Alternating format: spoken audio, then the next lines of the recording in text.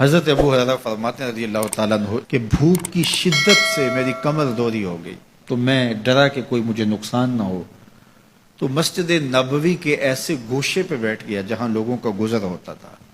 میرا خیال یہ تھا کہ کوئی شخص مجھے دیکھے گا اور دیکھ کر کے پہچان جائے گا کہ مسئلہ کیا ہے، لیکن جو بھی گزرتا سلام کر کے چلا جاتا، شاید اسے جلدی ہوتی، یا پھر ہستی پلکوں کے نیچے غم بھی پلتے ہیں، مگر کون دیکھتا ہے اتنی گہرائی میں۔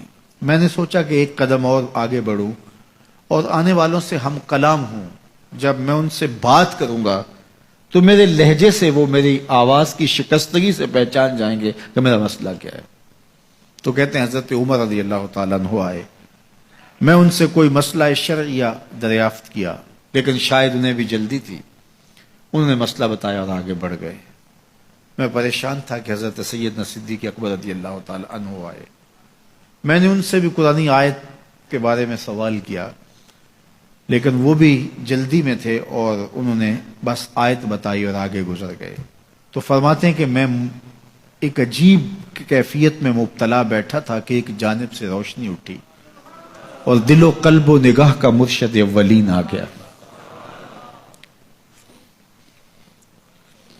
تو کہتے ہیں حضور آ گئے، تو چونکہ میری عادت بنی ہوئی تھی کہ میں ہر آنے والے سے مسئلہ ہی پوچھ رہا تھا، تو میں نے حضور سے بھی مسئلہ پوچھ لیا۔ تو حضور نے میری جانب دیکھا اور پھر زیر لب مسکراتے ہوئے بولے، ابو ہریرہ بھوک لگی ہوئی ہے؟ میں نے کہا جی حضور مجھے بھوک لگی ہے۔ کہا میرے پیچھے آ جاؤ۔ حجرات اقدس کی قربت میں حضور پہنچے تو اہل خانہ کو آواز دی کچھ کھانے کے لیے ہے؟ تو انہوں نے کہا دودھ کا ایک پیالہ ہے۔ مجھے فرمانے لگے ابو ہریرہ وہ جو صفہ کے چبوترے پہ بیٹھے ہیں جاؤ ان کو بلا لاؤ۔ کہتے ہیں دودھ کا ایک پیالہ، اور مجھے تسکین ہوئی تھی لیکن 70 آدمی بیٹھے تھے وہاں۔ خیر حکم تھا، میں بلا لایا، میرے ہاتھ میں دودھ کا پیالہ دیا، کہا ابو ہریرہ دائیں سے شروع ہو جاؤ۔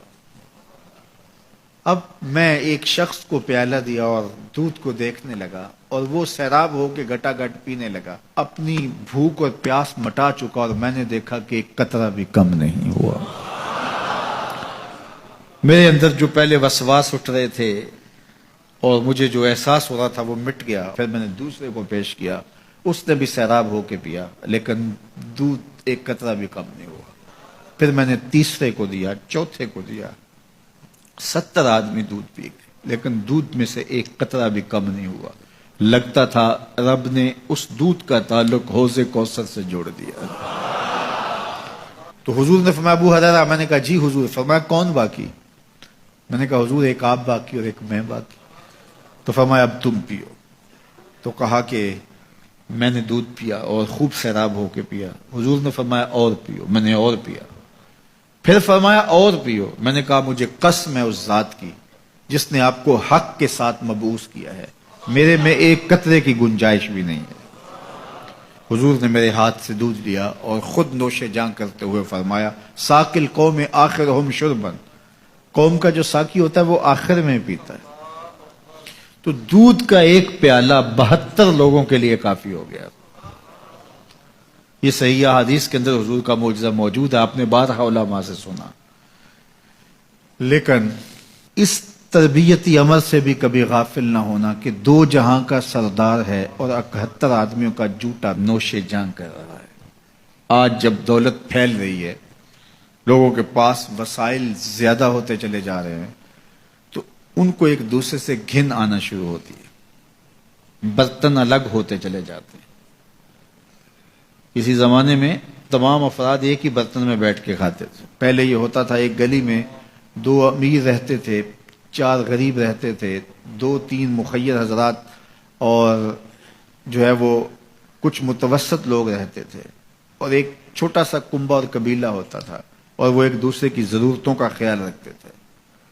پیسے زیادہ آ گئے تو اب امیروں کو اس گلی سے گھن آنے لگی، تو وہ وہاں سے نقل مکانی کر گئے، انہیں وہاں رہنا اچھا نہیں لگتا۔ یہ بات ذہن میں رکھیے گا کہ ہمارے دین نے ہمیں ایک دوسرے کے دکھ بانٹنے کی تلقین کی ہے، ایک دوسرے کے قریب ہو کے رہیں اور ان کی ضرورتوں کا خیال رکھیں۔ اپنی استطاعت کے مطابق کسی کی عزت نفس کو نقصان پہنچائے بغیر شہرت، ریا اور کسی اس طرح کی مرض کو اپنے قریب جو ہے وہ نہ آنے دیں، اور لوگوں کی اس مخفی انداز سے مدد کریں کہ ان کی ضروریات پوری ہوں۔